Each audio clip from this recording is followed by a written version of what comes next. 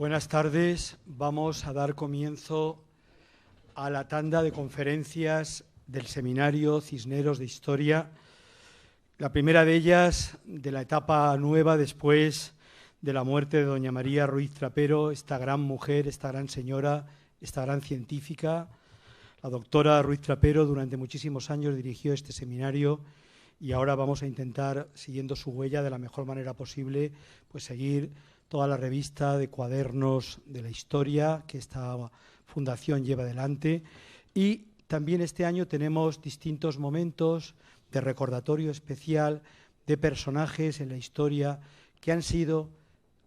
siguen siendo importantes para nosotros y de alguna manera tienen en su contexto parte de lo que hoy día nosotros tenemos y vivimos. En este caso, Fernando el Católico. Y yo no quería de ninguna manera que la primera de las conferencias de esta nueva etapa en la que yo presido de alguna forma este seminario no fuera el doctor Gustavo Villapalos, el presidente de esta fundación, el que diera la primera de las conferencias. Sobre todo porque él es una de las personas que tiene una biografía de Fernando el Católico muy importante y muy conocida. Yo quisiera presentar a don Gustavo, todos ustedes lo conocen, por supuesto, y vamos, su bibliografía, tanto nacional como internacional. Todo esto lo voy a obviar hoy, pero voy a decir tres cosas, tres rasgos que me parecen importantes. Quizás a él no le van a gustar, pero para mí lo son. No le van a gustar. Don Gustavo es el catedrático de Historia del Derecho de su universidad, el más antiguo de España. Siendo muy joven, se dedicó desde siempre a la investigación y a la docencia, y yo quiero recordar, porque yo era muy joven cuando empecé a dirigir la pastoral universitaria de mi diócesis, como entonces en la Universidad Complutense pues teníamos un rector joven que revolucionó el mundo de la universidad con más investigación, con una docencia brillante y con un sentido profundo de lo que la universidad tenía que ser para todos. En segundo lugar, quiero un poco agradecer pues que don Gustavo, desde la Academia de Jurisprudencia y Legislación, haya colaborado con tanta fortaleza en esta institución tan importante para nuestro país. Y por último, quiero decir, y esto es lo que no le va a gustar y me va a poner después verde, pero como me quiere y me conoce, me puede decir lo que le dé la gana, pues por último yo quiero destacar que en España es la persona de las personas más queridas a nivel universitario, porque después del rey Juan Carlos, el quien más doctorados honoris causa tiene. Y no lo digo porque aparezca como alguien especial en esto, lo digo justamente por la colaboración a nivel internacional que se ha tenido desde su universidad y desde esta fundación. Y por último, deciros que, aparte, le hemos pedido que dé esta conferencia por sus artículos, su biografía sobre Fernando el Católico, que es realmente importante para esta acción que vamos a realizar. Un fuerte aplauso a don Gustavo en este día para empezar. Muchas gracias. No sé si se oirá bien este micrófono, pero bueno, se ha escuchado bien. Pues buenas tardes a todos. Quiero que yo creo que hay que apagar uno de los dos porque si no hay resonancia. Bueno, quiero que mis primeras palabras sean, como ha dicho José Luis Sánchez, de recuerdo para quien fue directora de este seminario y persona para mí queridísima, a la que recordaré siempre como una de mis referencias, y no solo universitarias.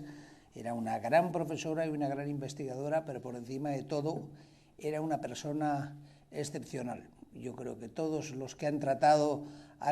con María Ruiz Trapero y la han conocido no pueden decir otra cosa. De un firme carácter que recuerda a veces al de doña Isabel la Católica, es decir, pero de una bondad y de una generosidad, es decir, sin límites, pero realmente sin límites. Siendo yo un ayudante, me acuerdo que iba a ayudar a su cátedra a que me dejaran un proyector, porque lo que ha cambiado la universidad entonces, en toda la Facultad de Derecho, que tenía 27.000 alumnos, no había ni un solo proyector, un proyector de diapositivas normal y corriente, es decir, y siempre con paciencia nos lo dejaba. Cuando teníamos que proyectar algo, bajábamos a la Facultad de Historia y ahí nos atendía con la amabilidad de siempre. Cuando yo era ayudante, fíjense ustedes, hace más de 40 años. Es decir, que si es verdad que aquello que decía Machado, de que lleva quien deja y deja y... no es así, basta que uno quiera, ¿cómo es? Sí, lleva quien deja, vive quien ha vivido, desde luego ha vivido una vida tan rica y tan intensa y ha llevado tanto, porque ha dejado tantas cosas y a tantas personas, es decir, ha ayudado, que verdaderamente el ejemplo de esa máxima de Machado, que era un poco sentencioso en exceso, es precisamente María, doña María para tantos. Yo, como la conocía hacía tantísimos años, no me consentía que le llamara doña María, pero se lo hubiera llamado con mucho gusto, porque es de esas personas a las que el reconocimiento universal, sin que nadie lo pida, hacía que la mayoría de la gente le llamara doña María, como en mi facultad pasaba pues con las grandes figuras de la Facultad de Derecho. Bien, me toca abordar un tema que les aseguro no es nada fácil. Yo publiqué hace ya años una biografía de Fernando el Católico, publicado por la Junta de Castilla y León, y que ha tenido pues sucesivas ediciones, y la verdad es que pues he seguido naturalmente desde entonces, porque eso hará casi 20 años, 15 o 20 años, la bibliografía que se ha ido publicando sobre Fernando el Católico, y crean ustedes que no es fácil, no por que quiera yo argumentar ahora sobre la complejidad del tema del que les voy a hablar, sino porque Fernando el Católico hizo tantas cosas que hablarles de la refundación de la monarquía en España, y decir Fernando el Católico como refundador, o del gran árbitro de las relaciones internacionales, junto con el sultán de Turquía y dependiendo de quién, con el Papa, es decir, en algunos casos, es decir, que realmente uno no puede escoger dos cosas de la política interior de España, de la política internacional, de la política dinástica de los matrimonios de los reyes católicos, de la teoría política, que la tuvo, quizá doña Isabel no, pero él sí, la tuvo, la teoría política de Fernando el Católico, porque es imposible, al final, ni siquiera así, no haría otra cosa que cansarles a ustedes con una relación de hechos. Entonces me voy a fijar en una serie de aspectos de su perfil. Pensé hacer una semblanza o un perfil de Fernando el Católico. Iba a decir como el que Clemencín hizo de doña Isabel la Católica, total nada, es decir, uno de los libros que yo más admiro, como es el de Clemencín, el perfil que hace de la reina católica, pues todavía no he puesto nada, no he puesto difícil el término de la comparación. Voy a destacar una serie de hechos que yo creo que es lo que le convierten a Fernando el Católico en una figura, iba a decir repetible, ojalá fuera repetible, pero no veo francamente probable que lo sea en estos momentos. Solo les digo una cosa. Para mí España se me antoja imaginármela a veces como una gran circunferencia metálica y muy pesada, es decir, una gran bola de estas, es decir, que se puso en movimiento como tal Estado-nación, es decir, aunque hay quien prefiere omitir el término Estado refiriéndose a Fernando el Católico y hablar de monarquía. Bueno, igualdad, un Estado-nación o una monarquía-nación o como ustedes quieran llamarla. Yo creo que España como nación vive del impulso. Sí, podemos remontarnos a San Isidoro y a los laudes a España y a lo que queramos, pero realmente España como nación vive del impulso, un impulso titánico que le dio durante su vida y en su reinado Fernando el Católico. Naturalmente fue un impulso, pues imagínense ustedes, para que 5 siglos después sigamos viviendo de él, imagínense ustedes qué portentoso esfuerzo tuvo que hacer y qué poder de dinamizar algo, nada menos que un país, una nación, un Estado, una monarquía, un reino, es decir, pero que naturalmente, pues, tristemente y con tristeza veo que con los años, pues, el movimiento, el impulso de movimiento de ese móvil, de esa esfera móvil, se va ralentizando cada vez más. Habrá un momento en que se pare, ojalá, yo no quisiera verlo, es decir, pero lo cierto es que desde entonces no ha hecho más que disminuir en su aceleración. De tal manera que yo concibo a España como la obra del impulso que le dio Fernando el Católico y que se va ralentizando y esperemos, yo ya les digo que no quisiera ver el día en que se parase del todo, si es que eso llega a acontecer. Pero lo que sí pues sabemos seguro es que si se puso en marcha ese impulso fue por la obra titánica de Fernando. Carlos V aparece después, su nieto, como nada menos que el rey de España, después duque de Milán, una conquista personal suya, emperador romano, etc. Pero no tiene comparación con el impulso, la visión de conjunto dentro de unas circunstancias muy cambiantes. Piensen ustedes que Fernando el Católico vive a caballo en un momento histórico a caballo de dos mundos, de un mundo que se extingue, que es el de la Edad Media, y que tan hermosamente describió Huizinga en El otoño de la Edad Media. Pues esto ya es casi el epílogo del otoño de la Edad Media, los años de vida de Fernando el Católico, y la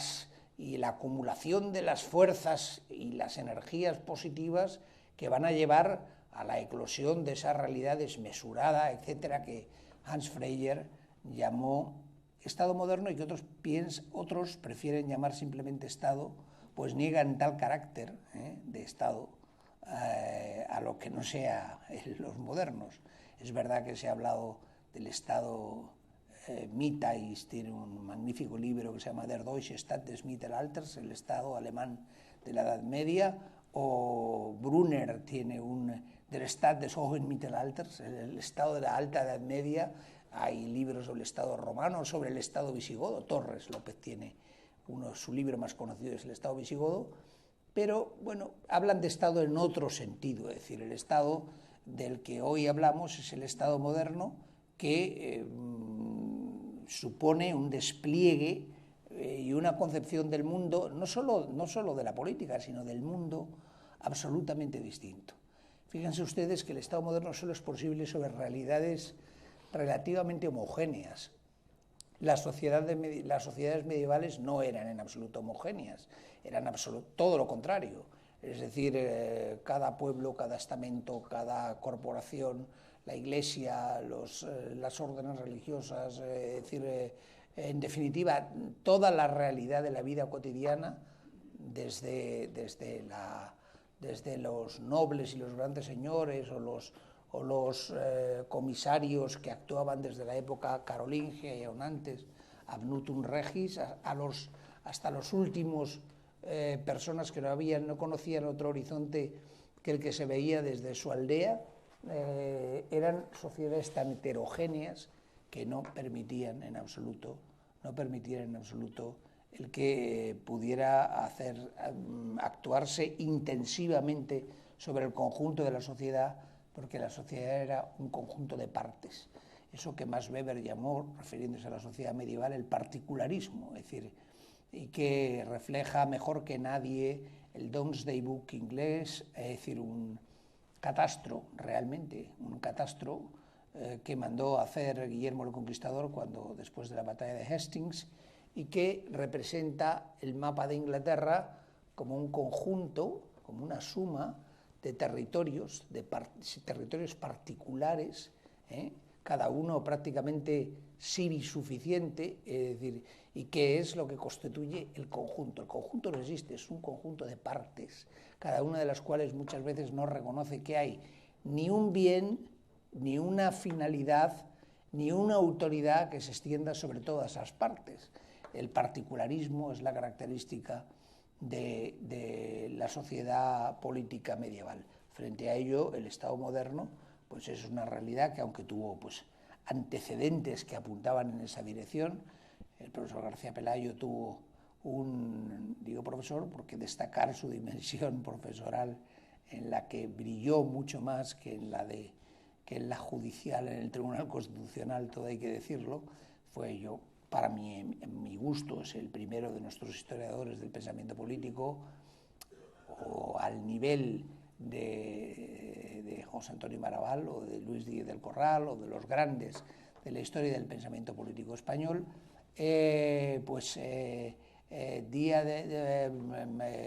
García Pelayo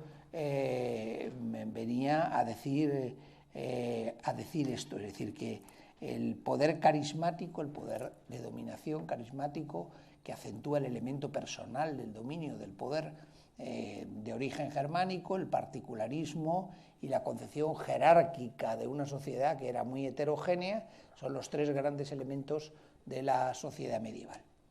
Fernando el Católico, en cambio, se va a encontrar entre una sociedad que ya prácticamente estamos en el Estado moderno. ¿Cómo caracterizarla? Hay alguien que ha hablado de la monarquía absolutista de los reyes católicos. No ha entendido absolutamente nada, porque desde luego la monarquía de los reyes católicos no fue en absoluto una monarquía absoluta. Es verdad que los cronistas a veces se dejaron llevar por la viejísima terminología del derecho romano clásico, posclásico, justinianeo. Recuerdo, pues, por ejemplo, para que no sea sospechoso, porque no es de Fernando el Católico, es sobre Juan II, de quien dice Álvaro García de Santa María, uno de sus cronistas. Juan II tuvo la suerte de tener montones de cronistas, además a cuál mejor. Es decir, si uno contempla el conjunto de crónicas que Juan de Mata Carriazo publicó, desde la crónica del halconero de Pero Carrillo de Huete, halconero de Juan II, el Victorial de Díez de Gámez, la refundición de Lope de Barrientos de la crónica del halconero, el memorial trata ya más del reinado de Enrique IV, pero en la crónica de Álvaro García de Santa María y tantas otras. Es decir, dice Álvaro García de Santa María, dice que la monarquía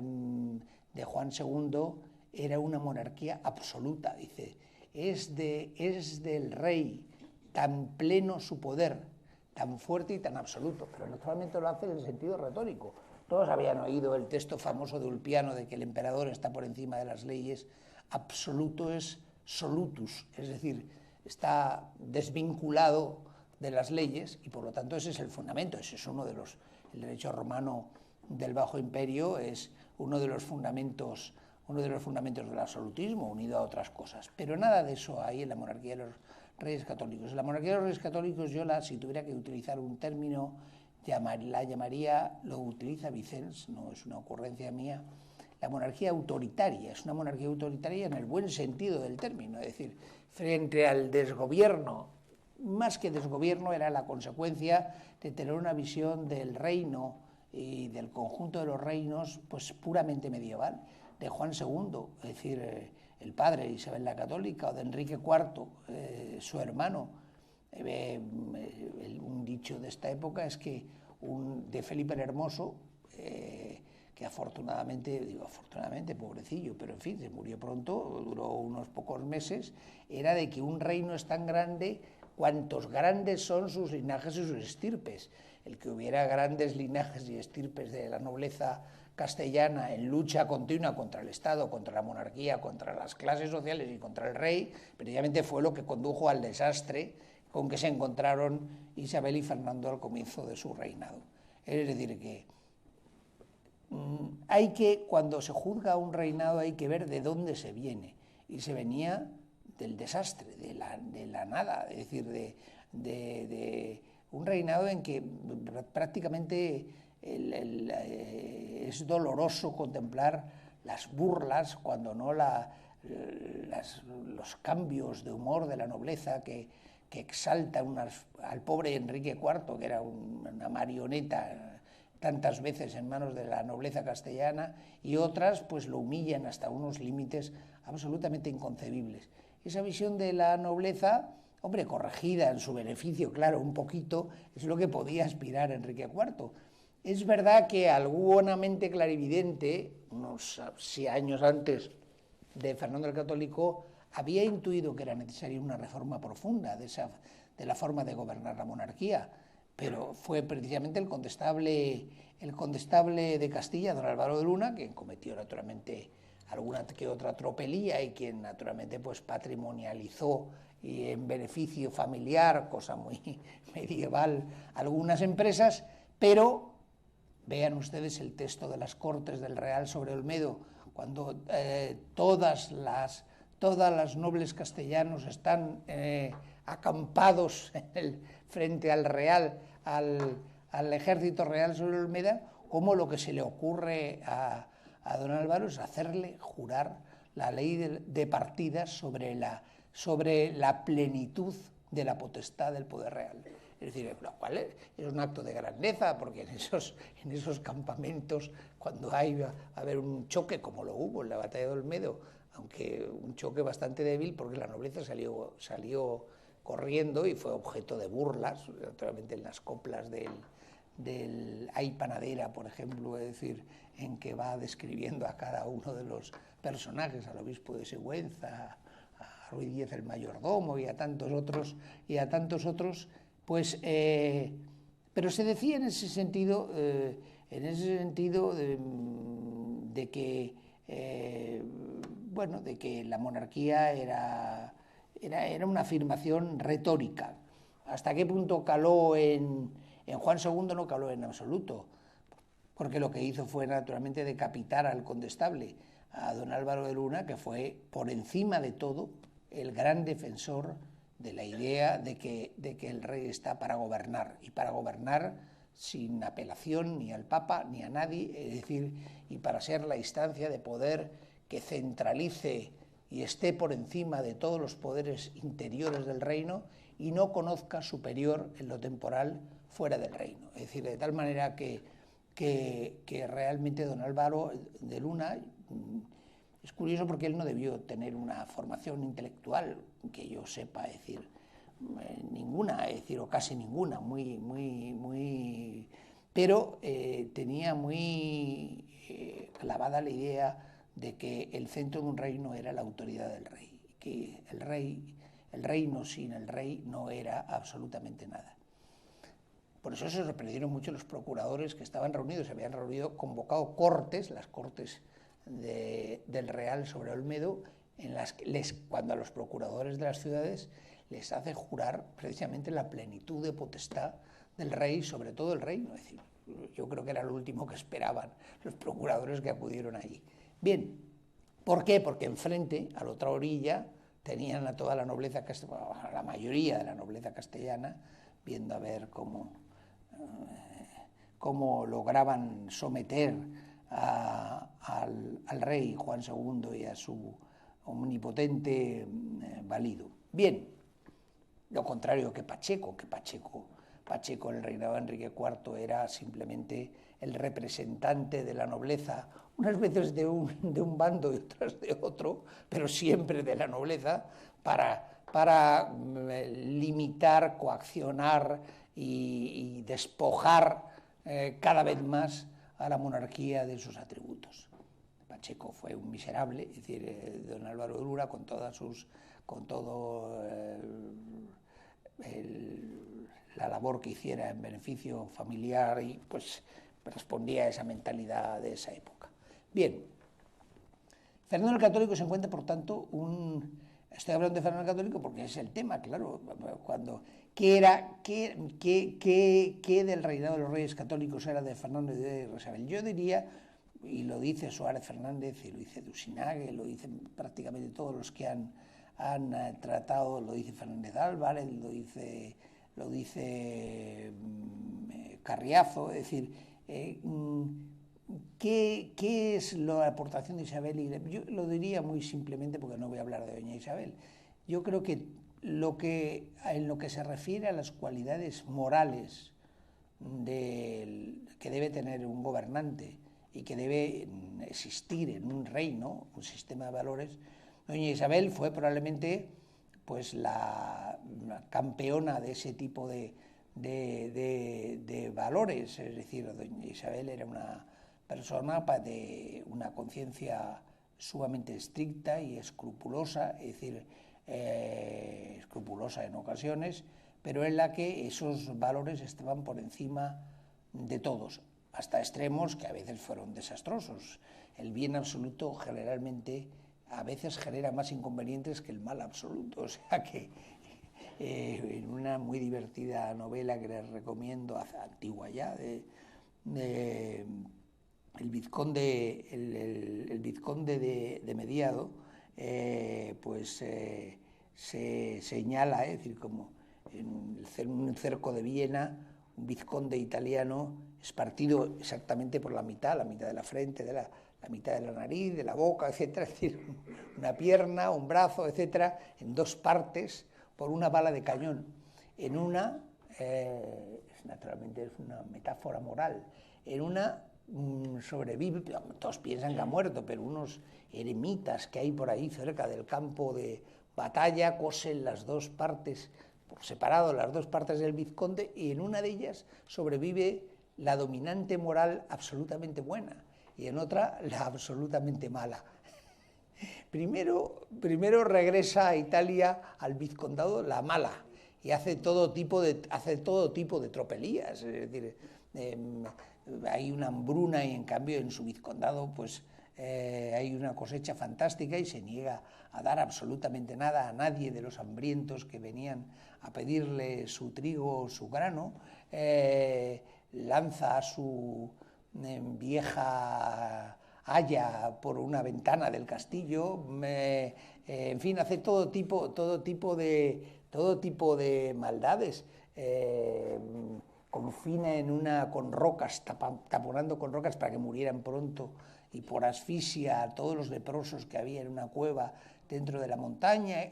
hasta que de repente empiezan a haber cambios significativos. Por todos los sitios donde había los campesinos plantados flores, cuando pasaba a la parte mala del vizconde, destrozaba todas las flores, los arriates, etc. Hasta que de repente empiezan a ver que hay alguien que está promoviendo actos totalmente contrarios a esos. Pero los actos, y es que ha regresado también, con un poco de retraso, la parte absolutamente buena del vizconde, que naturalmente ordena a cada uno de sus súbditos que tenga a un leproso en su casa, con lo cual se contamina de lepra la mitad de la población del vizcondado, que en épocas de carestía regala todo el trigo a los vizcondados de al lado, con lo cual todos los ciudadanos de sus dominios pasan hambre, de su señorío pasan hambre, y así, de tal manera que al final luchan y se quedan unidas las dos partes del vizconde de nuevo, con lo cual pues se da esa criatura que somos todos, con actos buenos y actos malos, luces y sombras, pero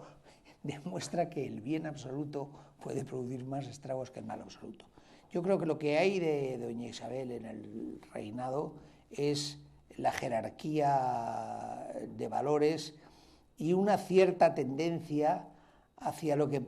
alguien ha llamado el máximo en todo, el máximo político, es decir, propugnando una unidad férrea y centralizada de todos los reinos, el máximo religioso, que lleva naturalmente pues a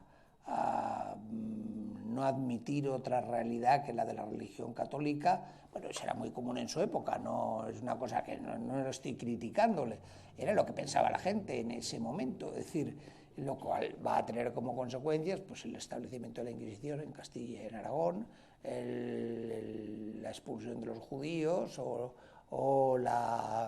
o la expulsión después de los moriscos, pues dejando de respetar todos los tratos, aunque en eso se destacó por encima todavía de doña Isabel Cisneros, con un comportamiento bastante bárbaro.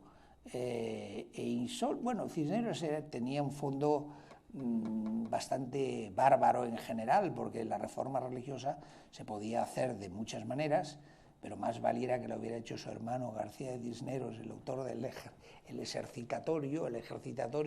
antecedente de los ejercicios espirituales, que Fray Francisco Jiménez de Cisneros, que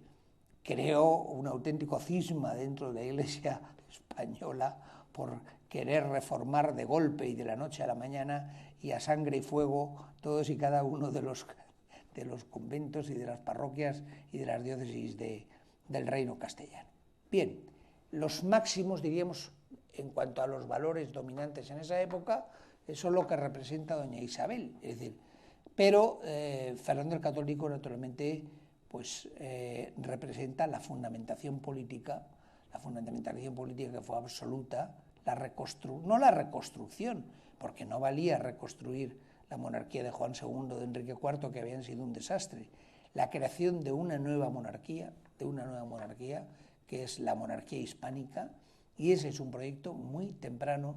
de Fernando el Católico. Fíjense ustedes que de la España de los reinos, de repente alguien tan joven como la primera manifestación que hace al respecto es poco después del matrimonio, las capitulaciones de Cervera, el matrimonio, como saben, son a partir de 1469, en el que, para que vean ustedes cómo cosas que a nosotros nos parecen mal, pues parecían bien entonces, y al revés. Es decir, no se puede juzgar una época desde la mentalidad nuestra, sino desde la mentalidad de esa época. Cuando las capitulaciones de Cervera, las condiciones que puso doña Isabel eran y fueron al final muy mayoritariamente muy humillantes para don Fernando, entre otras cosas, porque aunque era rey de Sicilia desde hacía algún tiempo, pero bueno, ella quería un rey de verdad. No es que Sicilia no fuera un reino, lo era, y además un reino estratégicamente situado en una parte muy importante, tanto que Nápoles se va a llamar después las dos Sicilias, Nápoles y Sicilia, es decir, que Sicilia nunca se llamó el otro Nápoles, o sea que, pero las condiciones son muy humillantes. Digo esto porque algunos han destacado que hubo diferencias entre unos cónyuges y otros por las supuestas infidelidades, bueno, infidelidades reales, aunque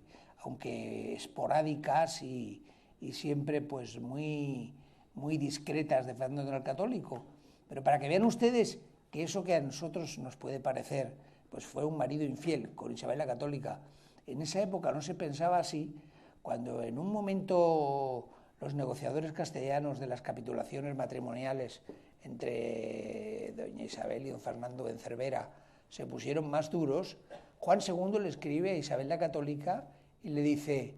tenga vuestra majestad en cuenta, tenga vuestra alteza en cuenta, no se llamó majestad nunca a los reyes de Castilla en esa época, y además doña Isabel no era reina de Castilla todavía, era princesa. Tenga en cuenta vuestra alteza, que lo cual era llamarle más de lo que debía, porque los que no eran reyes no tenían el título de alteza, que cuando estamos negociando sobre la persona de mi hijo, no viene a decir, no estamos negociando sobre algo de futuro. Vuestra experiencia os habrá indicado qué mal rey fue vuestro hermano, en primer lugar, por el incumplimiento de los deberes conyugales con su esposa, aunque, en fin, Enrique IV pues era como era. Y añade Juan II: déjese de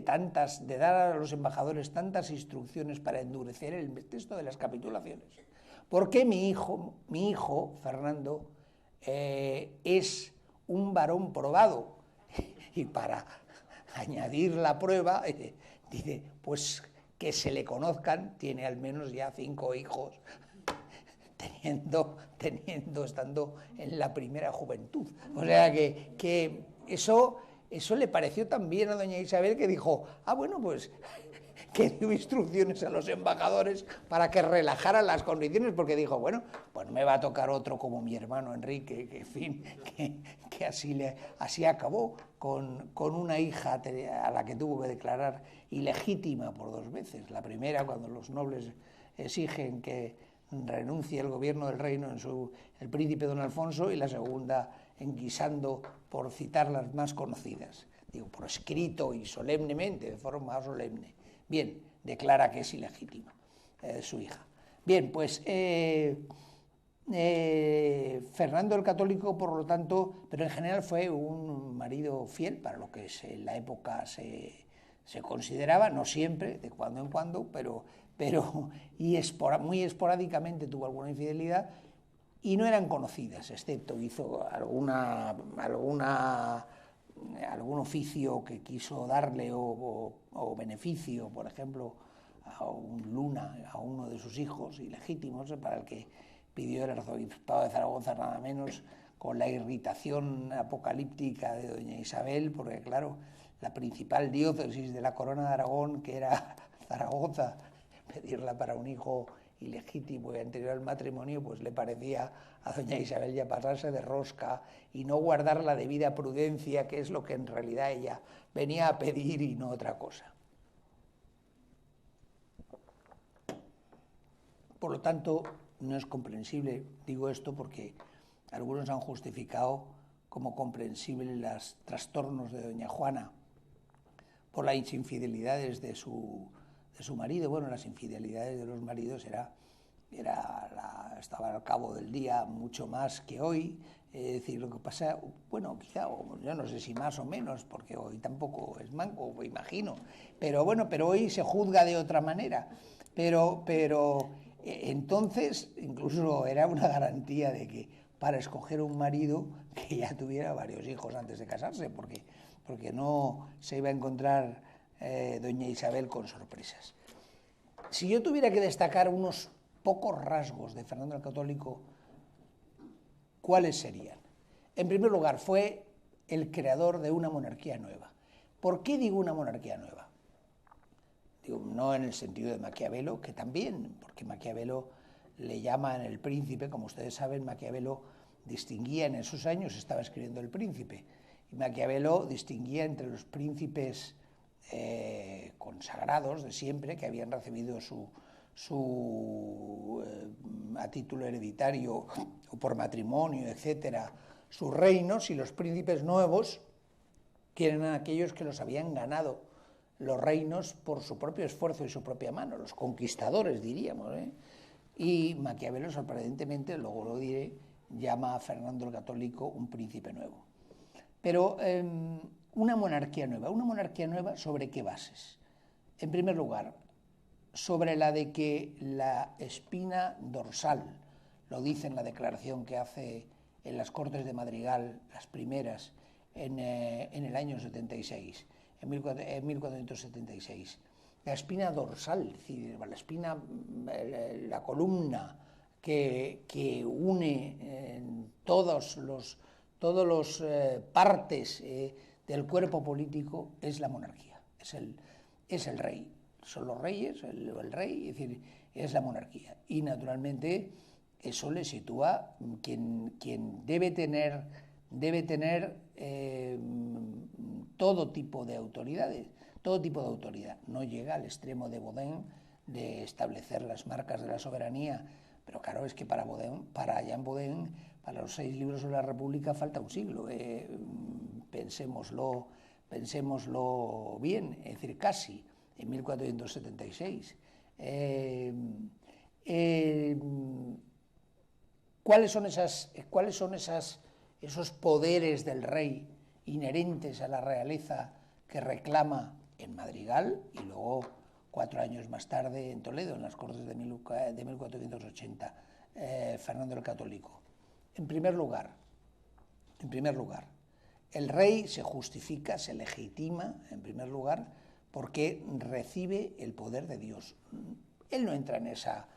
esa disquisición, si el poder es una disquisición mucho más tardía, si el poder va directamente de Dios al rey o va a la comunidad, y en un acto mítico la comunidad se lo transfirió al rey, pero en definitiva el origen de todo poder, lo cual también es una concepción medieval, procede de Dios, y el rey es vicario de Dios, pero vicario ejerciente. Es decir, en segundo lugar, como vicario de Dios y vicario de Cristo, tiene las insignias de la realeza, son en realidad un préstamo de las insignias que Cristo tiene como rey. Pero ¿en cuáles se fija? Si ustedes se dan cuenta, en la Edad Media ha considerado que el rey era Antonio Marongiu, en un trabajo ya de hace muchos años, un momento típico de la monarquía medieval, el rey juez, se había fijado como en toda Europa lo que jerarquizaba las funciones no solo del rey, sino incluso de los señores y de los nobles, no era otra cosa que sus atribuciones judiciales. Es decir, el rey era juez ante todo y por lo tanto no debía tocar el derecho, sino simplemente administrarlo, conservarlo y hacerlo cumplir. El rey que cambiaba en la Edad Media, que cambiaba el derecho y lo alteraba, era un mal rey. Es decir, un proverbio alemán del siglo XI, nada menos, dice que die Juristen sind böse Christen, refiriéndose a los juristas del emperador. Los juristas son malos cristianos porque tratan de cambiar el buen derecho viejo, lo que se dice el Gutes Altes Recht, que son dos cosas que van unidas, Gutes Altes, es decir, bueno y viejo derecho. Es decir, el derecho viejo ya por definición es bueno, y todo un derecho bueno y malo son términos absurdos e incompatibles. Pues bien, ahora, frente a esa concepción del rey juez que se limita a juzgar, es verdad que quedan residuos, pero residuos retóricos, yo creo que más que nada para halagar y convencer a sus súbditos, que todavía tenían muy arraigada la mentalidad de que el rey debía ser el juez supremo del reino, es decir, cosa que no se había hecho nunca, ni durante el reinado de Juan II, ni durante el de Enrique IV, lo destaca Pulgar. Pulgar dice que cuando los reyes entraban en cualquier ciudad del reino, se mandaban colocar un estrado, unos doseles, etcétera, y se sentaban a juzgar como si fueran unos alcaldes ordinarios. Hombre, acompañados de los letrados, de algún oidor, es decir, era el tribunal que se llamó en esa época del rastro del rey, es decir, donde estaba el rey y la corte, el rey tenía que juzgar porque era un residuo de esa vieja concepción medieval de que el rey es el juez por excelencia del reino. Pues bien, aunque Hernando del Pulgar, para mí mi cronista predilecto, porque ahora, aparte del maravilloso castellano de Pulgar, a veces tiene unos juicios acertadísimos, es decir, destaca eso, es decir, que se admiraba de que llegaban a Sevilla, doña Isabel llegó a Sevilla, en un rifirrafe absolutamente, con un pacto contra ella del marqués de Cádiz y del duque de Medina Sidonia, y entre el barullo de la ciudad, las peleas del regimiento de Sevilla,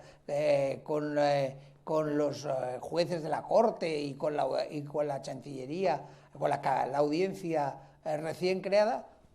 doña Isabel no se ocupó de nada de eso, sino que mandó instalar el viernes siguiente. En Castilla existía una cosa que se llamaba el juicio del viernes, y era que el viernes, pero que a partir del siglo XIV no se respetó nunca, los viernes se establecía en el lugar donde estaba el rey un estrado, y el rey pasaba todo el día del viernes escuchando los pleitos de la gente y dictando sentencia de forma muy sumaria y rápida. Bien, pues doña Isabel lo primero que hizo cuando llegó a Sevilla, donde había un conflicto de 1000 demonios, fue dedicarse a resolver los pleitos, lo cual causó la admiración general y atrajo con tanta fuerza y tanta potencia a toda la población de Sevilla tras la reina, que el marqués de Cádiz y el duque de Medina Sidonia se apresuraron a ponerse a buenas con la reina, a dar por disuelto el pacto mutuo que habían firmado, porque dijeron, esta viene con con las del Beri, y ciertamente la población va a acabar con nosotros y nos va a arrastrar. Apedrearon las dos casas donde estaban alojados en Sevilla y se vieron posiblemente arrastrados por las calles, no por la compañía armada de doña Isabel, que era escasísima, sino por la propia población de los sevillanos. Bien, pues ahora el cambio va a ser total, aunque se mantiene, y cuando doña Isabel, cuando iban juntos, que era casi siempre, se sentaban los dos a juzgar, es decir, el viernes o el día que fuera, a cada sitio donde estaban, un día por lo menos. Fernando el Católico considera, y es de una sagacidad absoluta, que su modelo no es el de el Cristo que aparece en los tímpanos de las catedrales románicas o góticas, que es el de Dios juez, el de Cristo que viene a juzgar al mundo con la balanza que pesa las almas, en fin, los ángeles y demonios, el juicio universal, etcétera, sino el de Dios legislador, es decir, Dios como legislador. Y el rey, naturalmente, lo que tiene que hacer es adaptar el derecho a las necesidades de cada momento. Y la imagen que él adopta es la de Dios legislador. Dios es legislador y, naturalmente, luego se encarga de aplicar como juez la ley eterna y la ley divina, es decir, y el derecho natural, que no es sino el reflejo en la conciencia individual de la ley divina. Bien, es decir, esa concepción legislativa de la monarquía va a exigir que haya una reforma profunda de las Cortes. Aunque naturalmente su reinado fue de transición, se negoció mucho con los procuradores de las Cortes para el servicio, el pedido o para lo que fuera, es decir, pero empieza a darse una transición por la cual los temas urgentes no podían esperar a la convocatoria de unas Cortes. Juan de Mata-Carriazo, en el estudio introductorio al tumbo de los Reyes Católicos del Concejo de Sevilla, ya señaló que cuando hay un salto cualitativo en el número de pragmáticas reales, es decir, es en el reinado de los Reyes Católicos. Los Reyes Católicos empiezan a gobernar por pragmáticas, diríamos, que son los decretos leyes. Las pragmáticas reales no es un término que se inventa ahora, era un término que procedía del Bajo Imperio, en que los emperadores no consultaban al Senado ni a nada, podían dictar una constitución imperial que a veces se llamaban pragmáticas, es decir, en la cual lo característico, fíjense ustedes, de que dirección hacia el Estado moderno y hacia el absolutismo posterior, es decir, pero hacia el autoritarismo, por lo menos monárquico, hay que la fórmula de las pragmáticas de los Reyes Católicos es la de que son tres cláusulas. Una, que esto lo hago, es decir, al principio, decir, que esto lo hago, algunas veces esas cláusulas están al principio y otras al final, de mi cierta ciencia, es decir, no porque me lo diga ni las Cortes, ni un consejo, ni nadie, sino porque la ciencia del derecho no requiere, dice Fernando el Católico, en una ocasión, más que el talento y la inteligencia natural y no la artificial. Se equivocaba en ello, porque naturalmente estamos en un proceso hacia la tecnificación del derecho cada vez más, pero él dice que naturalmente el rey debe juzgar con su inteligencia natural y que para eso no hace falta que nadie le aconseje. Si quiere pedir consejos, los pide, si no, no los pide. Lo que convierte a las Cortes en un órgano en el cual, como asamblea estamental, en un órgano en el que, al que no es imprescindible convocar para dictar ordenamientos. Los ordenamientos hechos en Cortes, que parecía que estaban por encima de las ordenanzas reales, es algo que va a desaparecer. Es verdad que siempre pide,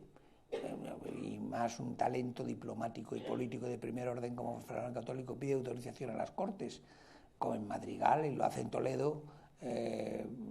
lo hace, pero fíjense ustedes, en Toledo a mediados de año las Cortes acuerdan que se hagan unas ordenanzas reales para todo el Reino de Castilla, es decir, que ya había encargado, se hacía mucho, Fernando el Católico a Alonso Díaz de Montalvo, y antes del fin de año, de ese mismo año del 80, se publica la primera edición de las Ordenanzas Reales de Castilla, es decir, que le hace como que consulta con las Cortes en Toledo, pero las Ordenanzas Reales de Castilla yo estoy seguro que estaban terminadas, o casi terminadas, o se terminaron en tan pocos meses que verdaderamente debió noche y día, con carácter frenético, en 4 meses acabar las ordenanzas reales en las cuales... Es decir, en ese sentido, es decir, de la creación de una nueva monarquía, yo en primer lugar destacaría el aspecto jurídico. El rey ya no es un juez que aplica el derecho, el buen y viejo derecho, en definitiva los privilegios estamentales y por encima de todos los de la nobleza y los de la Iglesia, sino un rey legislador que innova. Lo cual exige naturalmente un órgano técnico que en primer lugar valore cuáles son las novedades y las situaciones que tienen que regularse por esas normas. En segundo lugar, delibere a un buen nivel, a un alto nivel, que no era el de las Cortes, sobre cómo tiene que hacerse eso, y finalmente dé una solución técnica, y para dar una solución técnica siguiendo las indicaciones del rey, pues ese órgano tiene que estar compuesto mayoritariamente por juristas.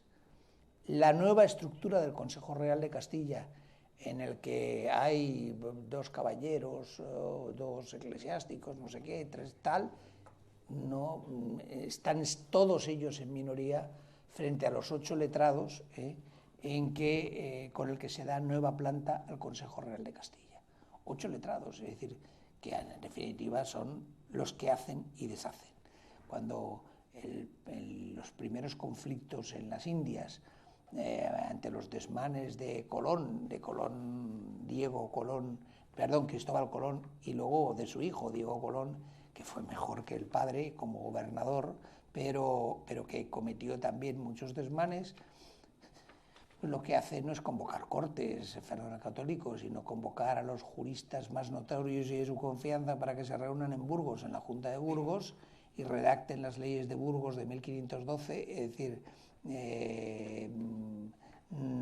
reduciendo y regulando los problemas que había en América y que naturalmente pues, difícilmente se podían imaginar. El derecho castellano se había revelado ya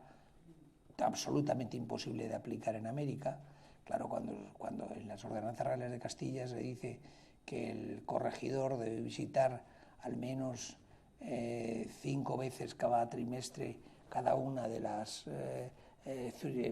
circunscripciones menores de la ciudad sobre la que gobernaba, claro, nadie pensaba que un término municipal como el de México o el de Lima pudiera abarcar centenares, cuando no millares de kilómetros. Entonces eso era imposible. Es decir, en las ordenanzas reales de Castilla, desde el claro, estaban hechos para otro mundo, para un reino que tendría una población,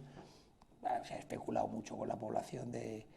reino castellano, tendría al comienzo del reinado unos 4 o 5 millones de habitantes probablemente, y al final del reinado bastantes más, subamos los aragoneses y los navarros, que eran muy pocos,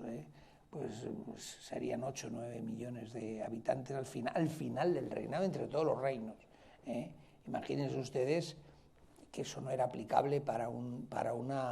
ni el régimen de visitas, ni el de residencias, ni el de nada, para el continente americano. Bien, las leyes de Burgos tuvieron una cosa muy graciosa, se la consultaron al rey, el rey dijo que bueno, que si querían hacer eso, surgió un escrúpulo de conciencia, se le había planteado a Isabel la Católica que cómo podían hacer guerra a los indios sin haberle explicado por qué estaban allí los españoles, es decir, y la Junta de Burgos solo se le ocurrió introducir un texto que lo redactó el más célebre jurista de la época, junto con Montalvo, que era Carvajal, Galíndez de Carvajal, que cuenta un cronista que mientras acababa de redactar el texto, se reía a carcajadas pensando lo que iba a pasar. Era un texto en el cual, para vencer ese escrúpulo de, hombre, los pobres indios, sin que nadie les requiera, lo mismo si se les requiere se someten por las buenas, pues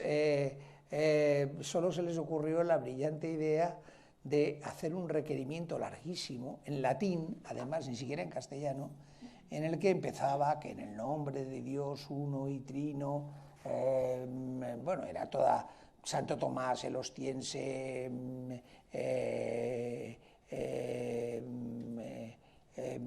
todos los grandes canonistas y juristas, civilistas, etcétera, Dios uno y trino había mandado a su Hijo Jesucristo a redimir el mundo. Su Hijo Jesucristo, al ascender a los cielos, había dejado al sucesor como sucesor y vicario suyo a San Pedro. Los sucesores de San Pedro tienen el poder espiritual y temporal incluso en tierras de infieles, cosa que no era la doctrina común precisamente, sino todo lo contrario. La jurisdicción de San Pedro era solo sobre bautizados, no sobre infieles. Pero en fin, y que por tanto, pues el Papa, el sucesor actual, que Alejandro VI había dado a los reyes de Castilla, bueno, actual 1512 ya no lo era, había muerto, pero en fin, el que había dado las bulas de concesión, las dos intercétera, y las demás había sido Alejandro VI. Y que el Papa Alejandro VI, sucesor y vicario de Cristo, había dado las bulas intercétera por la que concedía al rey de España sus tierras y tal. Naturalmente aquello acababa muy mal porque no se podía leer desde el barco, es decir, tenía que leerlo un escribano público con un pie puesto en la tierra, imagínense ustedes, ante una multitud de indios con flechas y lanzas, el leer aquello era cumpliendo a medias, según cómo lo interpretemos. Los escribanos lo que hacían era poner un pie en el fondo del mar, de manera que se acercaban lo que podían para que el agua no les llegara por encima de la barbilla y pudieran leer el texto del requerimiento en latín a voces. Es decir, generalmente, naturalmente, no se llegaba a acabar la lectura porque era larguísima y los flechazos y las lanzas volaban casi desde el comienzo. Sin embargo, yo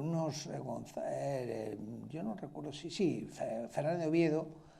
cuenta que en unos caciques, unos indios, los jefes de unos indios en el Darién, en la costa del Darién, se habían enterado de la lectura del requerimiento, se buscaron un intérprete que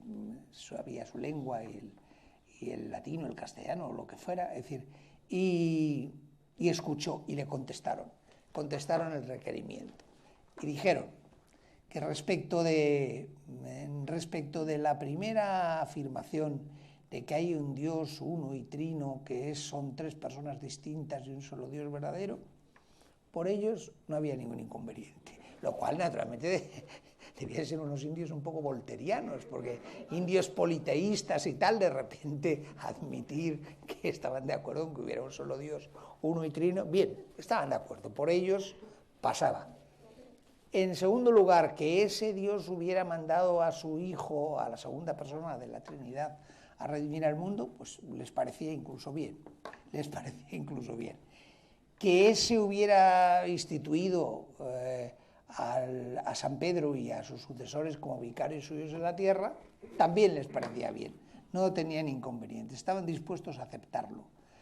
Pero añadieron que uno de sus sucesores, Alejandro VI, haya repartido nuestras tierras al rey de España, eso solo lo puede hacer un borracho o un loco. Así que vengan el rey de España y Alejandro VI aquí, que les cortaremos la cabeza y la colocaremos en una pica.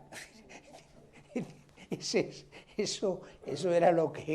eso lo cuenta Fernando Oviedo, que fue testigo presencial de ese hecho, pero vamos, no era lo normal es que solo se leían las dos primeras líneas del requerimiento porque enseguida empezaba el rifirrafe. Fernando el Católico tuvo la idea, aunque fue muy desconfiado, a diferencia de Isabel la Católica, que siempre protegió a Colón, fue muy desconfiado respecto de Colón, y no sin importantes razones, pero en cambio estaba absolutamente convencido de la existencia de un gran imperio ultramarino, y especialmente a partir de un determinado viaje de Colón, que agrupaba a continentes, y apoyó, por tanto, la empresa y la organización del mundo americano hasta el año 16, en que muere y deja de ser gobernador general y regente de Castilla. Bien, es decir, él tuvo la idea de decir, la monarquía se refunda sobre la concepción del poder legislativo del rey, es decir, sin las Cortes. ¿Quién es el que sienta el primer precedente de que el derecho habitualmente no se va a aprobar en las Cortes, o no se va a negociar en las Cortes, sino en el Consejo Real? Fernando el Católico. Luego, naturalmente, cuando vemos los autos acordados de la época de Felipe V, nos parece que era una cosa del absolutismo borbónico, pero a partir de Fernando el Católico, realmente la hegemonía del Consejo Real en materia legislativa quedó absolutamente asentada. La monarquía asentaba además, este era también un criterio que hubiera sido propio de doña Isabel, pero el que lo sistematizó y organizó fue Fernando el Católico. Fernando el Católico sostenía que sobre la heterogeneidad no se podía fundar nada. ¿A qué le lleva eso? Le lleva, en primer lugar, para hacer una sociedad más homogénea hay que políticamente, estoy refiriéndome a las reformas políticas, tiene que disolverse, ir disolviéndose poco a poco. Pero el Católico no era tan optimista ni tan ingenuo de pensar que la sociedad estamental nobiliaria se podía disolver de un día para otro, pero ir poniendo las bases para que eso no tenga una influencia política como la que tenía. En los reinados anteriores podían considerarse como eso que Petit Italie en su libro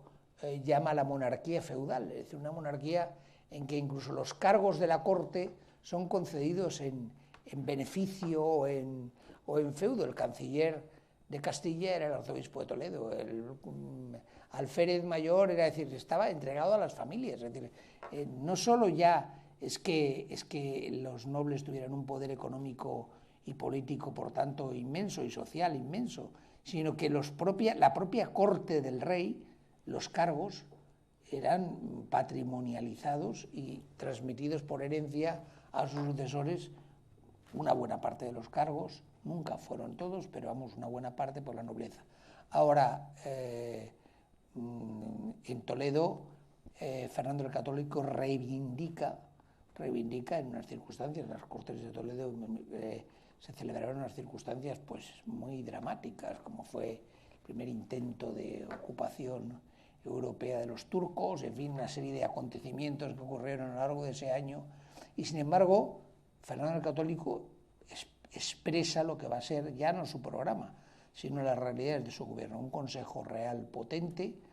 una seguridad interior dentro del reino que garantice que el derecho del reino, el derecho regio, se va a aplicar siempre, y para ello, naturalmente, la consolidación de un cuerpo armado que, si bien se había creado antes en las Cortes de Madrigal y existía especialmente en los interregnos, en la época de Fernando IV, la minoría de Fernando IV y la minoría de Alfonso XI, había habido hermandades de un conjunto de ciudades, pero la Santa Hermandad es una novedad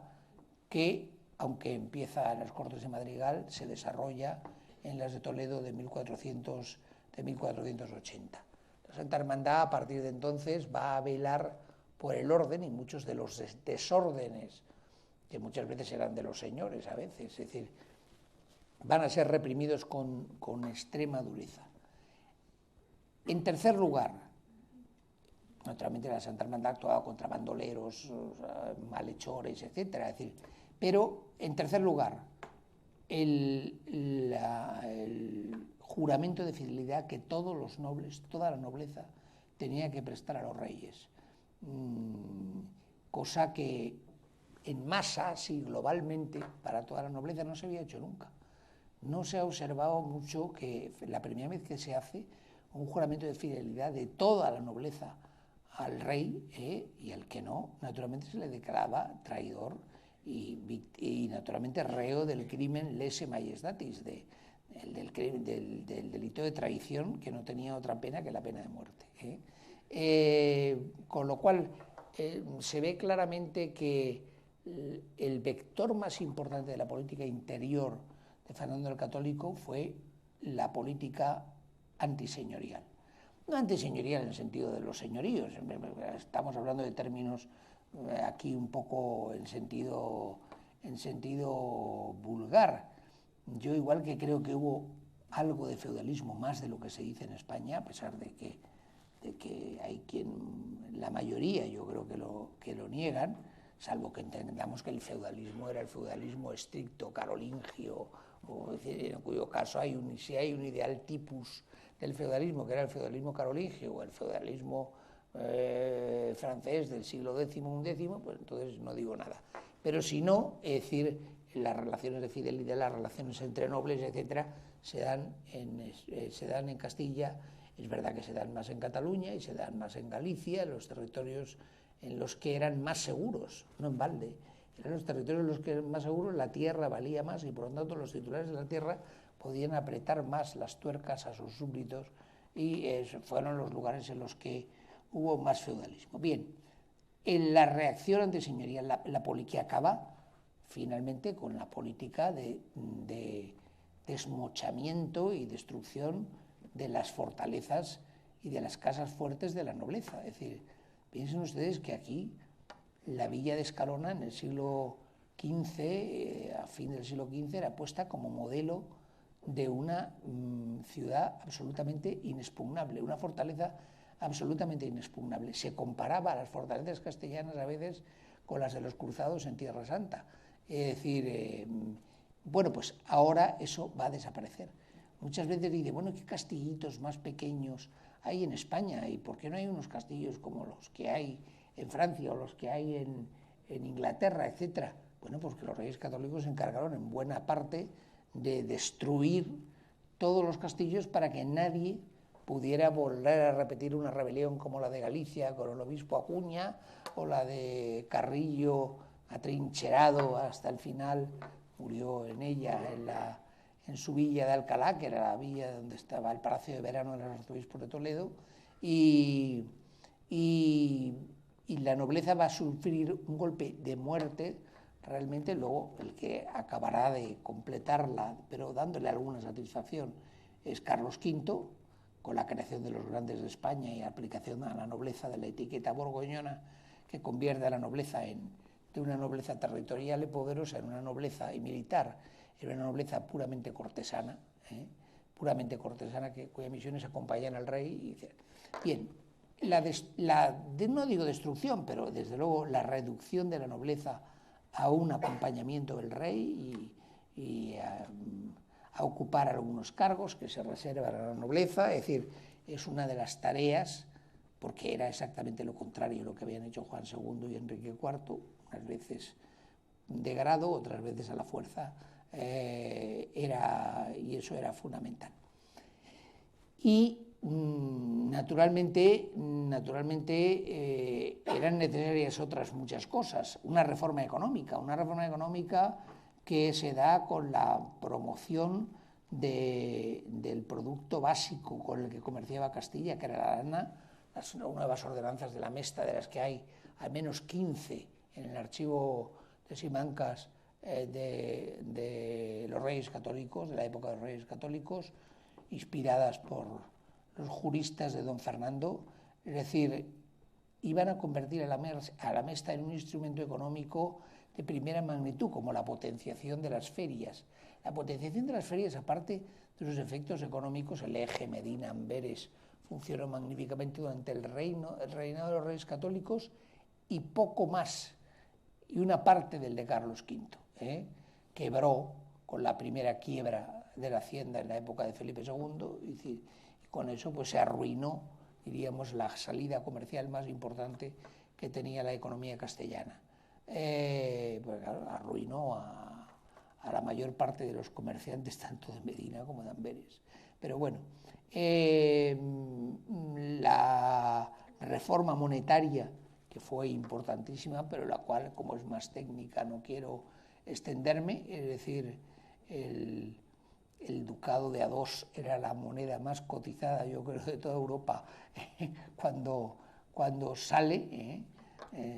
tanto que cuando llegan los señores flamencos acompañando a Carlos V, lo primero que quieren es apoderarse de todos los... Sálveos Dios, dice una canción popular, ducado de A2, es decir...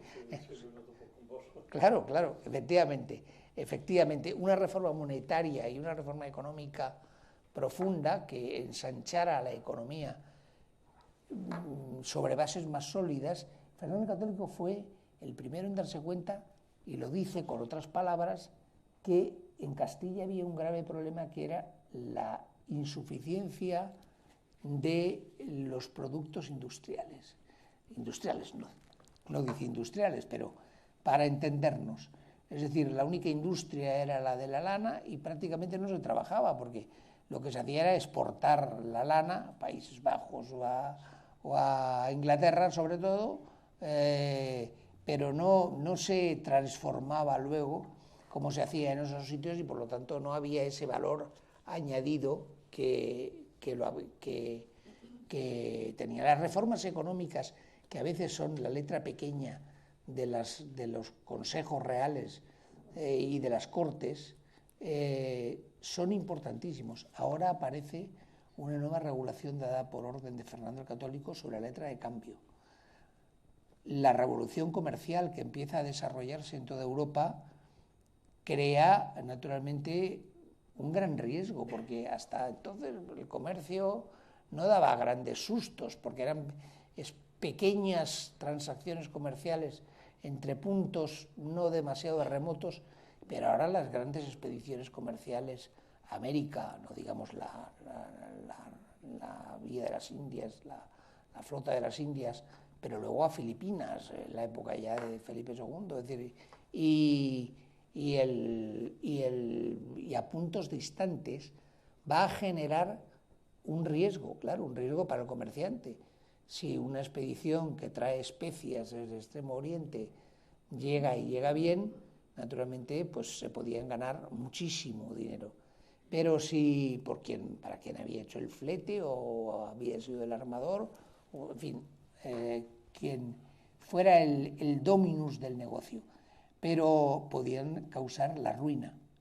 absoluta y total de él y de toda la familia. Fernando el Católico se dio cuenta y ordenó que no fueran las personas individuales, sino realidades societarias las que se encargaran de esos comercios tan arriesgados. Y ahora surgen, precisamente para evitar los comerciantes el riesgo personal de poner en juego todo su patrimonio personal y familiar, las sociedades anónimas. Un comentarista que no se llaman anónimas, se llaman sociedades con el capital, de capital dividido o diviso. Un comentarista de la ley de la antigua ley de sociedades anónimas, Gay de Montellá, decía que las sociedades anónimas se llaman así porque en ellas se hacen cosas que no tienen nombre. Realmente eso, que era válido para el siglo XX, también lo era en alguna medida para esta época, que es la de la revolución comercial. Se puede ganar mucho, pero se puede perder todo. ¿Cuál es la solución? Sociedades en las que uno solo responde del capital que ha aportado, y en la medida en que haya aportado a un capital que empieza a dividirse en participaciones primero y en acciones sí un siglo y pico más tarde, y solo responde de eso, no con todo su patrimonio. Se aparecen normas importantísimas sobre los seguros a instancias de los consulados, porque hay que asegurar la carga, hay que asegurar las mercancías. El nuevo tráfico jurídico que no existía en los reinados anteriores, uniendo puntos de larguísima distancia y y en empresas de alto porte económico. Es decir, ahora aparece el derecho de seguros, aparece la reforma de los títulos valores. En la primera regulación extensa que se da de la letra de cambio, iba a decir mi discípulo, bueno, el profesor Bruno Aguilera, catedrático de la Universidad Rey Juan Carlos, hizo una tesis conmigo que se llama, dirigida por mí, la historia de la letra de cambio, que está en Tecnos, ¿no? En Tecnos, sí,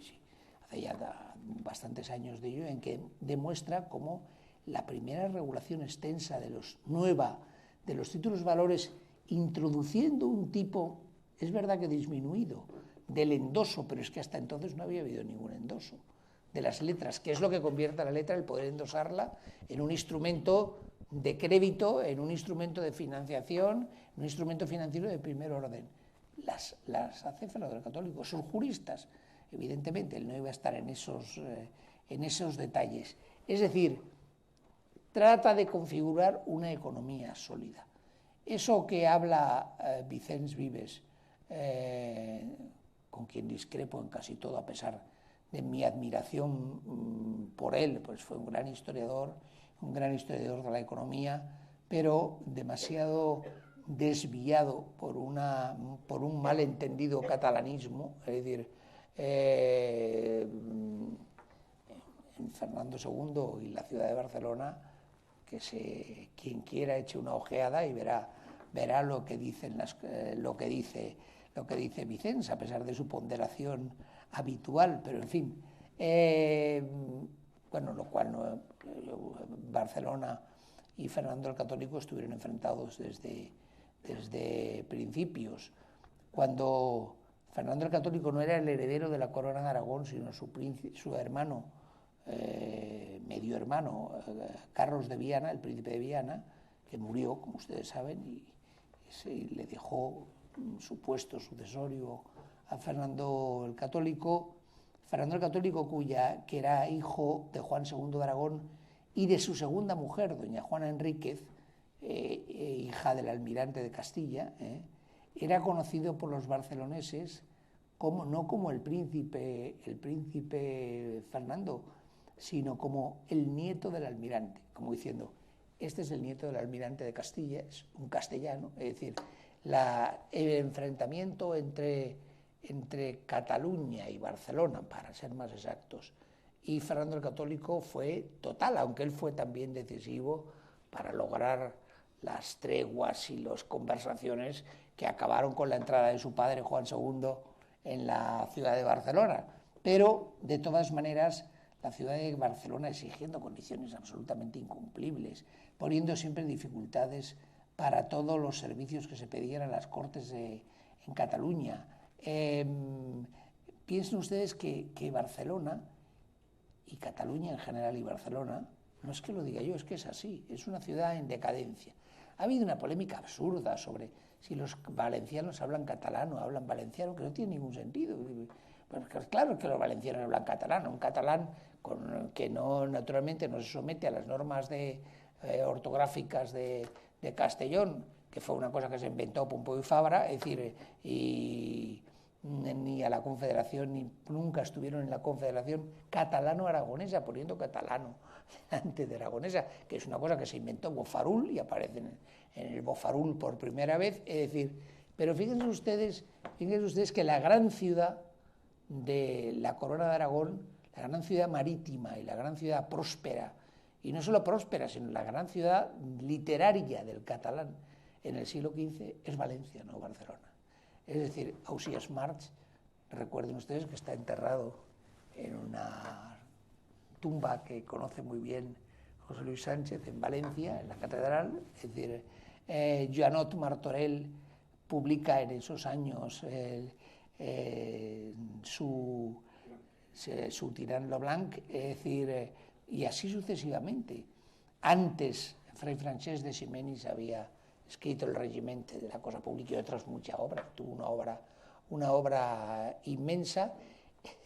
Entonces los catalanes dijeron, claro, es que escriben en catalán. Por supuesto que escriben en catalán, pero si en la época de oro de la literatura catalana, que fue el siglo XV, todo se hacía en Valencia, pues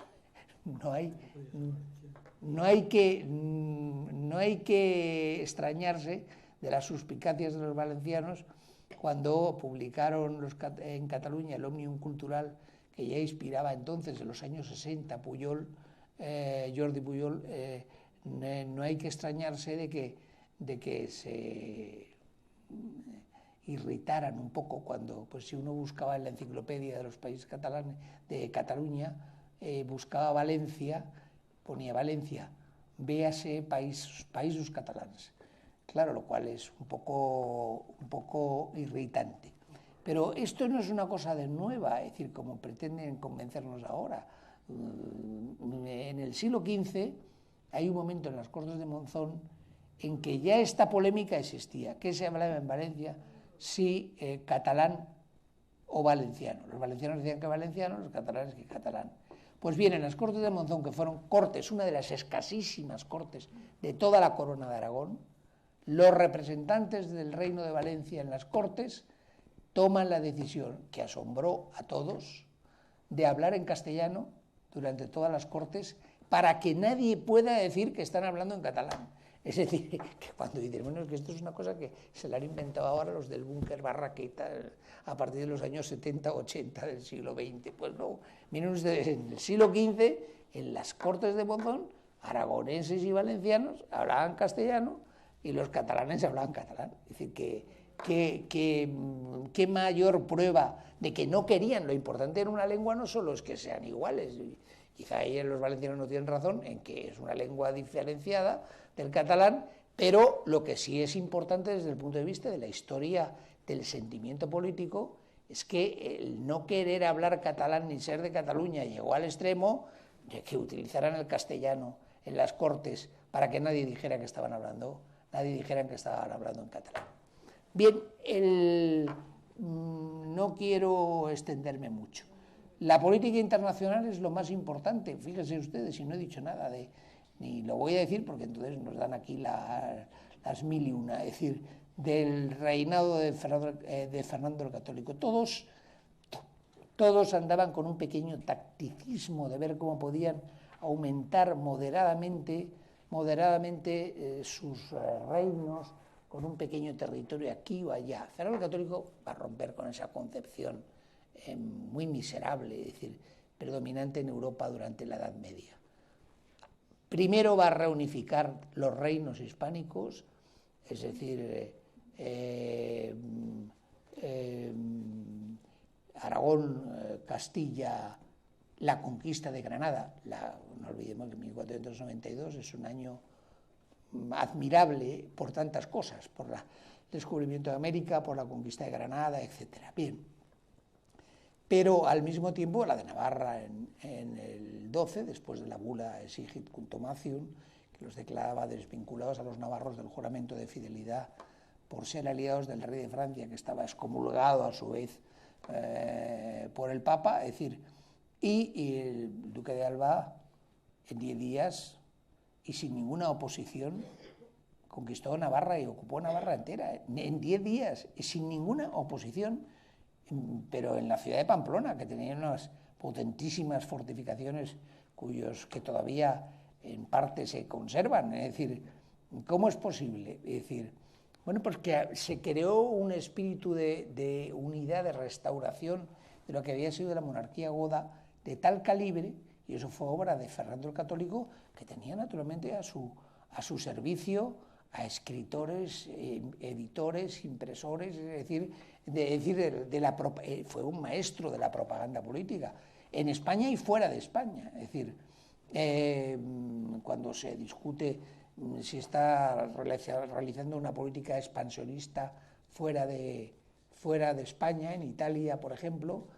él se encarga de que haya 20, 25, 30 escritores italianos en italiano que impriman esos años libros defendiendo que no, que realmente lo que está defendiendo es a la cristiandad con su intervención en Italia. Fíjense ustedes el modelo, por ejemplo, de intervención de Fernando el Católico. Todos saben que Fernando el Católico conquistó Nápoles y se convirtió en rey de Nápoles. Ya lo era de Sicilia y después el reino de Nápoles se convertiría en el reino de las dos Sicilias junto con Sicilia, respetando la prioridad siciliana que venía nada menos que del siglo XIII de vinculación con la corona de Aragón. Pues bien, no lo hace porque despreciando a la rama bastarda o ilegítima o colateral de los Trastámara que había reinado en Nápoles hasta entonces, sino aprovechando la invasión de los turcos, la ocupación de la armada turca en el Golfo de Tarento, de la ciudad de Otranto, que hizo temblar a toda Europa, porque en el corazón de Italia, es decir, tener una ciudad como Otranto, que era la ciudad fortificada más importante de esa costa, ocupada por los turcos, conmocionó a todas las conciencias. Fernando el Católico se presenta, se pone a disposición al servicio del Papa, y como delegado del Papa, manda una flota a reconquistar Otranto. Es decir, que efectivamente fue reconquistada con ayuda de portugueses, etc. Fue reconquistada. También contribuyó a la muerte del sultán, de Mehmed II, el que conquistó Constantinopla en 1453, que hizo que los turcos, cuando moría un sultán, había una escabechina, pues quisieran volver a su capital. Pero bueno, el caso es que él pone el primer pie en Italia, que luego va a acabar con la conquista de Nápoles y con la conquista de una serie de territorios, con las intimidaciones a Ferrara y a todas las ciudades contrarias a ello, lo hace como guardián de la cristiandad. El Papa me ha confiado a mí la misión y nadie ayuda, pues yo hago frente a los turcos, que realmente es la amenaza para la cristiandad, y no busco mi interés particular. Naturalmente que buscaba su interés particular que consistió en la conquista del reino de Nápoles y la conquista de multiplicidad de territorios para él y para sus sucesores. Ese es el modelo, es decir, con que actúa en los tratos con Portugal. Pasa exactamente lo mismo. ¿Qué les voy a decir de la política matrimonial? De la política matrimonial de los reyes católicos se ha hablado tantísimo, pero él colocó a todas sus hijas en tronos europeos, alguna 2 veces y contra su voluntad, como la pobre primogénita, doña Isabel, que fue primero reina de Portugal con uno y luego con otro, a pesar de que había jurado, porque estaba enamoradísima de su primer marido, es decir, había jurado cuando se quedó viuda del rey Manuel, había jurado, el príncipe Alfonso había jurado meterse en un convento y no salir más, y le suplicó a sus padres que la dejaran, y no la dejó, pues los padres implacablemente dijo que una infanta de España no está para hacer su voluntad, sino para servir a los intereses de la monarquía. La volvieron a casar con el que había sido su cuñado, y se quedaron tan tranquilos. Es decir, que la política de cerco magistral, ese sí que es el diseño más personal de Fernando el Católico de Francia. Francia, en eso, claro, había era ambivalente la decisión. Desde Fernando el Católico la política va a ser antifrancesa, cuando curiosamente la política castellana había sido siempre pro-francesa desde siempre. Pero bueno, él naturalmente tenía que velar también por los intereses de Aragón, y la política aragonesa había sido antifrancesa. El Rosellón, es decir, estaba ocupado por los franceses, engañó a Luis XII, tanto en Italia, a Luis XII, a Carlos VIII y a Luis XI, es decir, y no engañó más tiempo a Francisco I, porque solo coexistió con él 4 meses, murió a los 4 meses. Es decir, realmente yo creo que es la inteligencia más sagaz al servicio de un proyecto unitario, que es el de España. Él quería a toda costa, a un niño de unos pocos meses le hizo jurar príncipe heredero por encima de todo, es decir, al príncipe Miguel, hijo de su hija Isabel y heredero de Portugal, que si hubiera vivido, hubiera heredado todos los reinos peninsulares, incluso Portugal, pero murió con 1 año y medio, no pudo ser. Pero en cambio, con el matrimonio de su otra hija, a la que casó y convirtió en reina de Portugal, puso a una madre de la que iba a ser una de las soberanas de España más importantes y con más sentido político de toda la historia. Fue la madre de la emperatriz Isabel de Portugal, una de las grandes reinas de España, quizá con Isabel la Católica, la mayor regente de España durante tantos años, que el emperador Carlos V, su marido, estaba en Alemania luchando contra los luteranos, es decir, y por tanto, pues el diseño de la política matrimonial era aislar a Francia. Por un lado, con el imperio, se casa a su hija Juana con Maximiliano, con el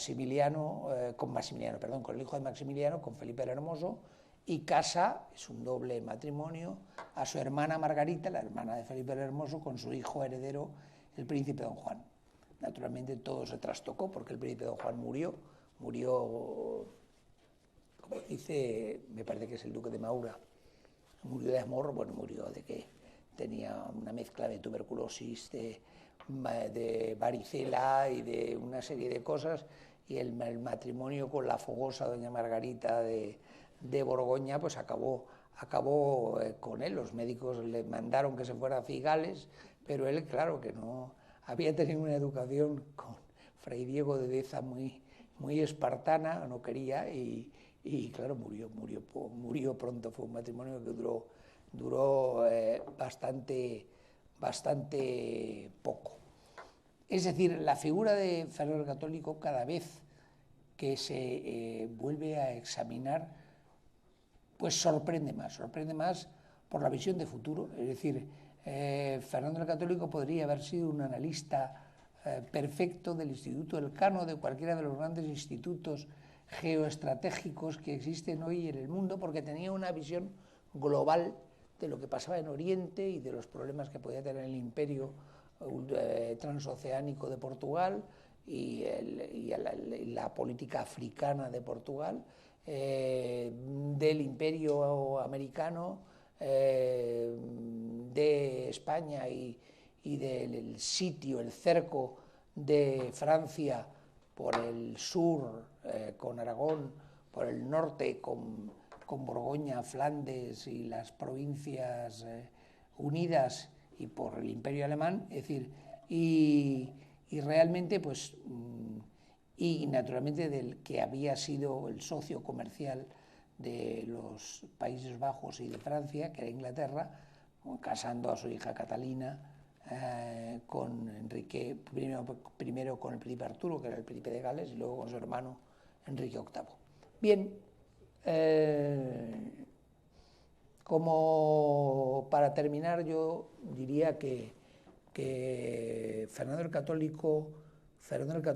fue un héroe trágico y un héroe histórico. Un héroe trágico porque no logró llegar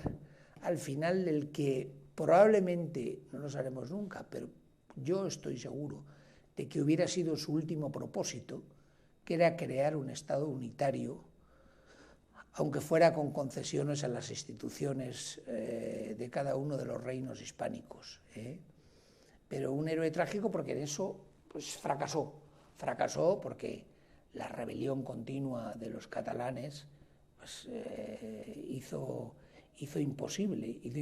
el plan. No la de los navarros conservando los privilegios forales se integraron en Castilla y nadie protestó ni se le ocurrió protestar, mientras que los castellanos sí que le dieron una gran importancia en las Cortes en las que se incorpora Navarra formalmente ya, y con el acuerdo de las Cortes era para los castellanos algo tan importante que cuando Felipe el Hermoso les dice a las Cortes después que va a cambiar Navarra, se la va a devolver a Francia a cambio de no sé qué sabe qué extrañas concesiones de futuro, es la primera vez que todas las Cortes, la nobleza, la Iglesia y las ciudades le dicen que vamos, que si ha perdido el juicio, que Navarra es la joya mayor que tiene el reino castellano. No lo era desde el punto de vista económico ni político, pero ellos se sintieron extraordinariamente halagados que, siendo durante la gobernación general y la regencia de don Fernando, cuando ya había muerto Isabel la Católica, incorporara el reino de Navarra a la corona de Castilla y no a su, como hubiera sido quizá más lógico, a la aragonesa. Bien, solo tengo que concluir diciendo que fue un héroe trágico porque falló en eso y se hubiera creado un Estado unitario, pero todas las ocasiones que ha habido para crear un Estado unitario han fallado por lo mismo, por Cataluña. Cuando el conde duque recomienda a Felipe IV que se convoquen unas cortes de toda la monarquía, unas cortes de España y no de Aragón, de Cataluña, de no sé qué y tal y cual, empieza la guerra de los catalanes y de los portugueses, concertados con los portugueses para hacer desde los dos flancos la guerra, es decir, en 1640. Y para que vean ustedes que no son manías, es decir, ni mucho menos, fíjense ustedes, les voy a poner un ejemplo religioso de esa guerra. En Madrid existe una iglesia que es un priorato benedictino del monasterio de Silos, que se llama Nuestra Señora de Montserrat, en la calle de San Bernardo, en la que fue mandado construir por Felipe IV. Es un poco extraño que en plena guerra de Cataluña, con Felipe IV en Fraga, en la frontera entre Aragón y Cataluña, donde le pintó el retrato cumbre, en mi opinión, de Velázquez, que por desgracia no está en España, está en la Frick Collection en Nueva York, en que aparece, pues no de negro, sino, en fin, lo más parecido a lo que podía ser un rey, porque claro, en España curiosamente no existieron nunca, existieron en la Edad Media, pero después no las insignias de la realeza, ni la corona, ni el cetro, etc. Para ponerle algo en la mano, le ponen la bengala de mariscal, es decir, de las tropas del ejército, puesto que están en guerra, es decir, y en un caserón a mí medio derruido en Fraga, le pintó en la guerra de Cataluña. Pues bien, Felipe IV, en plena guerra de Cataluña, manda a construir el monasterio benedictino de Nuestra Señora de Montserrat en Madrid para acoger a los 65 monjes castellanos, alguno con más de 100 años, que habían sido expulsados del monasterio de Montserrat por sus hermanos en la religión, y alguno de los cuales llevaba 70 años en Montserrat de monje, simplemente porque no eran catalanes. Claro, ahora está muy de moda decir, no, este es un fenómeno de la Renaissance a fin del siglo XIX, luego de los nacionalismos. No. El proyecto de Fernando el Católico fracasó de hacer un Estado unitario en el siglo XV por los catalanes, y lo reconoce el propio Vicens en Fernando II y la ciudad de Barcelona. Fracasó en 1640 en la guerra de Cataluña, por los proyectos del conde duque de hacer un Estado unitario, y volvió a fracasar, y bueno, esperemos ver qué nos depara el futuro. Y fue un héroe, un personaje histórico, porque adelantó en muchas materias, fíjense ustedes, la letra de cambio, los bancos, los seguros, etcétera, las bolsas, bueno, en las bolsas no se puede hablar de que fueron la primera, una española, porque antes fue la holandesa con los bulbos de tulipanes, pero sí en todo lo demás, en la actualización del derecho portentosa y la concepción legislativa del monarca fue una auténtica revolución que fue copiada pronto por todos los reyes. De tal manera que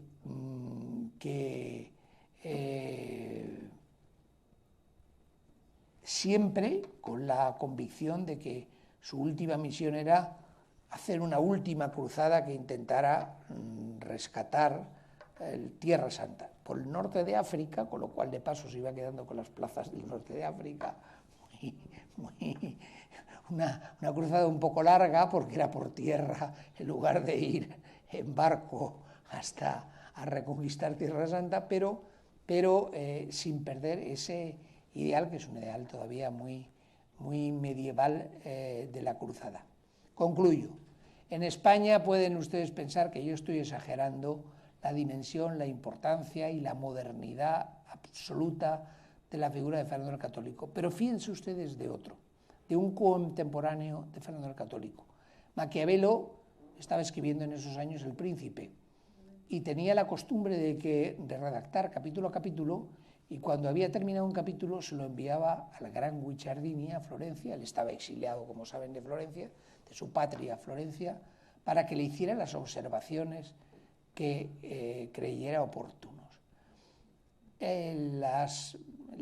está en los 19 tomos de su correspondencia, que están publicadas ya completas en italiano.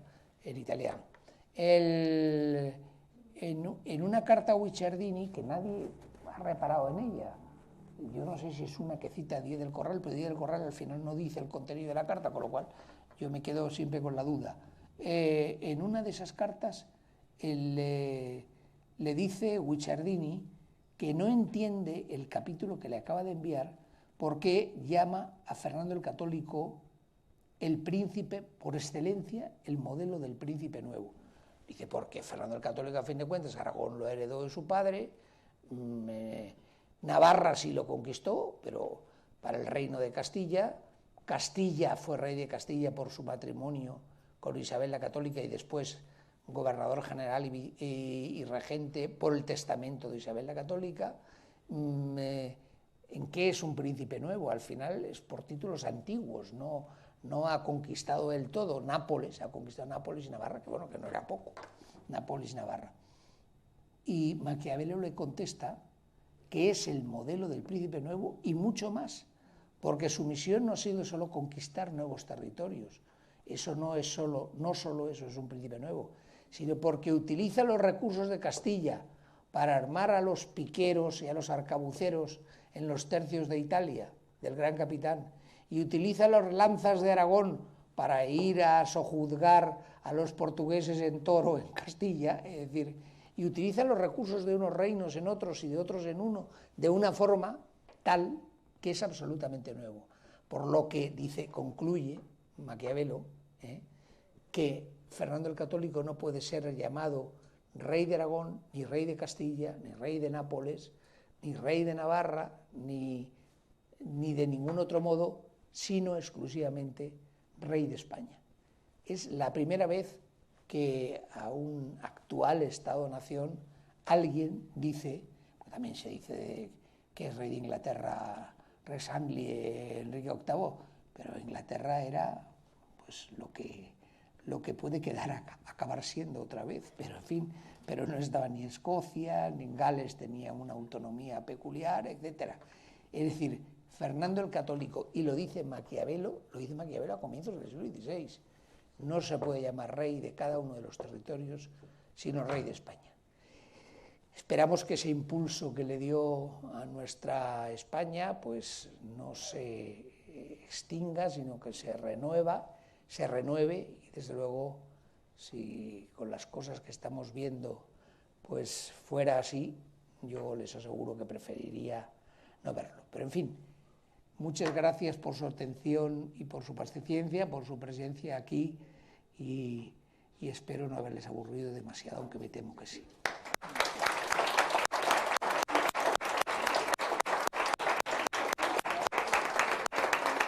Muchas gracias.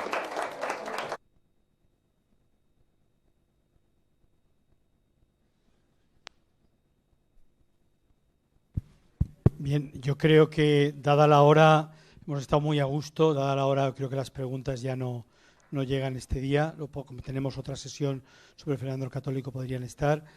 Agradecerle a don Gustavo, la delicia de todo este rato adentrándonos en profundidad en todas las dimensiones de Fernando el Católico. Realmente es alguien impresionante, todas las dimensiones que hemos escuchado y toda la novedad que supone. Muchísimas gracias a todos ustedes y nos vemos pronto. Buenas noches, hasta luego.